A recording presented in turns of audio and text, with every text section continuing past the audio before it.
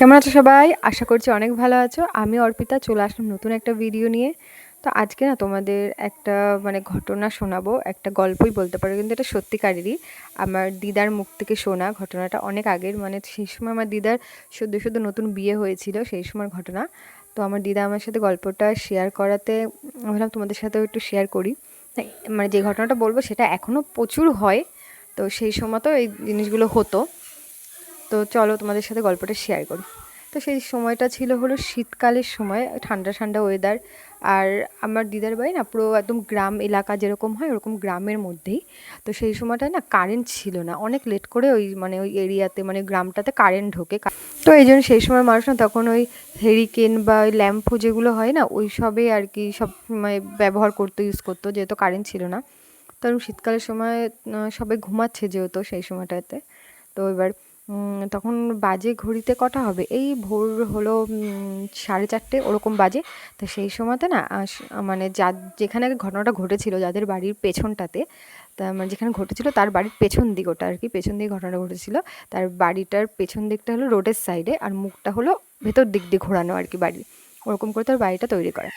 তো এরকম সে একটা তারা যখন ঘুমিয়েছিল রাত্রেবেলা একটা গাড়ির আওয়াজ পায়।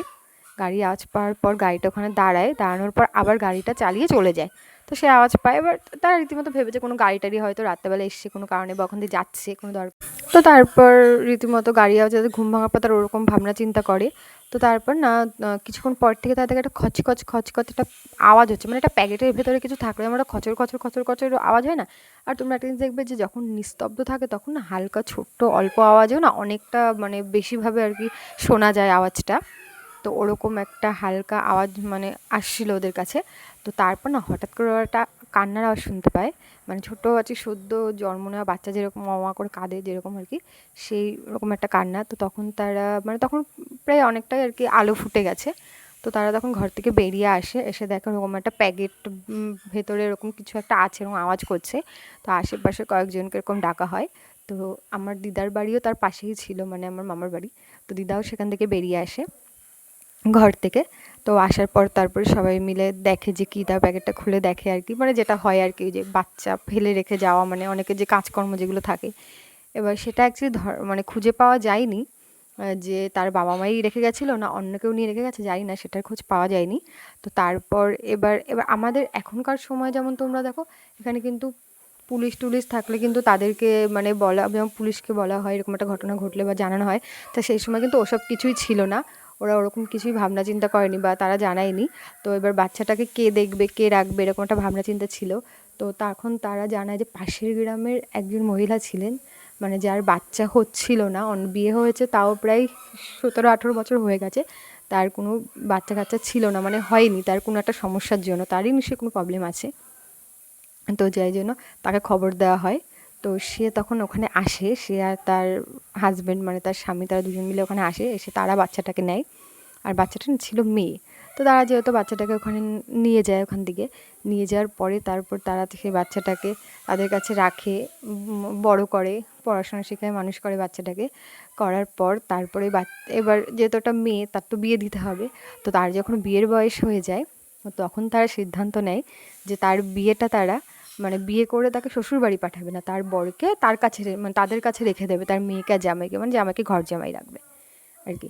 তো তারপর সেভাবে আর কি অনেকের কাছে বলা হয় যে এরকম কোনো ছেলে থাকলে আমাকে খোঁজ দিও, যে ঘর জামাই থাকবে, আমার মেয়ের সাথে বিয়ে দিয়ে আমরা আমার বাড়িতেই রেখে দেবো। তো সেরকম করে কিন্তু খোঁজ খবর করে একজনকে পাওয়া যায়। তো যাকে পাওয়া যায় তারও কিন্তু বাড়ির অবস্থা এমন ছিল, তার বাবা মা ছিল না, একটা দিদি ছিল আর দাদা ছিল। তো দিদির যেহেতু বিয়ে হয়ে গেছে, সে তার শ্বশুর বাড়িতে চলে গেছে, তার সেরকম কোনো দায়িত্ব ছিল না, আসতো না, সেরকম দেখতো না। তো তার দাদা বৌদি ছিল। তো তার দাদা বৌদিরাও সেরকম একটা তাকে নিয়ে ভাবতো না, যত্ন করতো না, দেখতো না, ঠিক টাইমে খাবার দেওয়া, সে কাজ করে আসলে টাইমে তাকে খেতে দেওয়া, ওসব কিছু ছিল না। তো তাকে তারপরে সবাই বলে যে এরকম তোর তো এরকম কষ্টের জীবন, তোকে দেখারও কেউ নেই, তুই ওই মেয়েটাকে বিয়ে করলে ভালো থাকবি, একটা নতুন বাবা মা হবে, একটা বাড়ি পাবি, সবই পাবি। তো সেইভাবে না সেও রাজি হয়ে যায়। যাওয়ার পর সে গিয়ে ওই মেয়েটাকে বিয়ে করে।